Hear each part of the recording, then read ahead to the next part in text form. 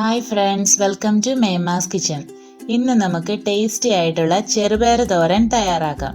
ഇതിനു വേണ്ടി 250 ഗ്രാം ചെറുപയർ കഴുകി വൃത്തിയാക്കി കുക്കറിലിട്ടിട്ടുണ്ട്. ഇനി നമുക്ക് ഇതിൽ കുറച്ച് വെള്ളം ഒഴിച്ചു കൊടുക്കാം. പിന്നെ ആവശ്യത്തിന് ഉപ്പിട്ട് വേവിച്ചെടുക്കാം. ഉദ്ദേശം 3 വിസിലൊക്കെ അടിക്കുമ്പോൾ പയർ വെന്ത് കിട്ടും. ചെറുപയറിന് പല വേവായതുകൊണ്ട് നമുക്ക് കൃത്യം വിസിൽ പറയാൻ സാധിക്കില്ല. നമ്മളിവിടെ 3 വിസിലാണ് അടുപ്പിക്കുന്നത്. ഇനി നമുക്ക് തോരനിൽ ചേർക്കാൻ ഉണക്കമുളക് പൊടിച്ചെടുക്കണം. 12 ഉണക്കമുളകാണ് നമ്മൾ ചേർക്കുന്നത്. അത് മിക്സിയുടെ ജാറിലിട്ട് പൊടിച്ചെടുക്കാം. ഒത്തിരി പൊടിഞ്ഞു പോകാതെ ഇതുപോലെ ഒരു രീതിയിൽ നമുക്ക് കിട്ടണം. ഇനി ഇത് മാറ്റി വയ്ക്കാം. ചെറുപയർ നമ്മൾ വേവിച്ചെടുത്തിട്ടുണ്ട്. ഇനി ഇത് നമുക്ക് കടുക് പൊട്ടിച്ച് തോരൻ തയ്യാറാക്കി എടുക്കാം. തോരൻ നമ്മളൊരു ചട്ടിയിലാണ് തയ്യാറാക്കാൻ പോകുന്നത്.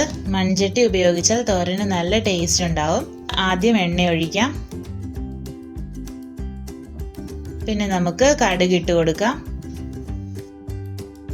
കടുക് പൊട്ടുമ്പോൾ കറിവേപ്പില ചേർക്കാം.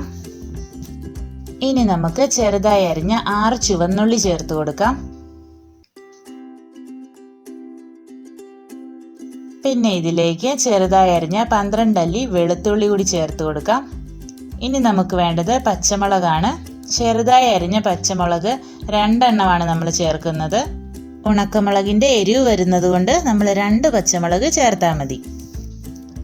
ഇനി അര തേങ്ങ ചിരണ്ടിയത് ചേർത്ത് കൊടുക്കാം.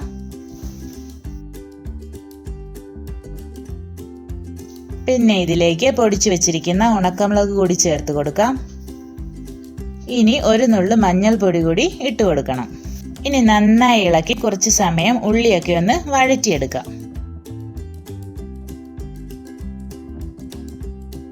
ഉള്ളിയൊക്കെ നമ്മൾ വഴറ്റിയെടുത്തിട്ടുണ്ട്. ഇതിലേക്ക് നമ്മൾ വേവിച്ച് വെച്ചിരിക്കുന്ന ചെറുപയർ കൂടി ചേർത്ത് നന്നായിട്ട് മിക്സ് ചെയ്യാം.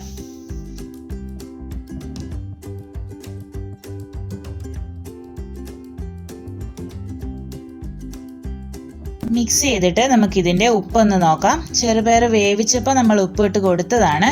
ഇനി കുറവുണ്ടെങ്കിൽ നമുക്ക് ആവശ്യത്തിന് ചേർത്ത് കൊടുക്കാം. എന്നിട്ട് ഒന്നുകൂടി നന്നായിട്ട് മിക്സ് ചെയ്ത് കഴിയുമ്പോൾ നമ്മുടെ രുചികരമായ ചെറുപയർ തോരൻ റെഡിയായി കഴിഞ്ഞു. വളരെ പെട്ടെന്ന് നമുക്ക് തയ്യാറാക്കി എടുക്കാൻ പറ്റുന്ന ഒരു തോരനാണ്.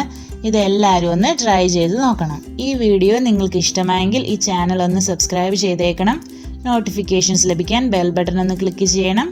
കമൻസ് എന്തെങ്കിലും ഉണ്ടെങ്കിൽ അറിയിക്കണം. അടുത്ത ദിവസം മറ്റൊരു വീഡിയോയുമായി കാണുന്നത് വരെ ഗുഡ് ബൈ.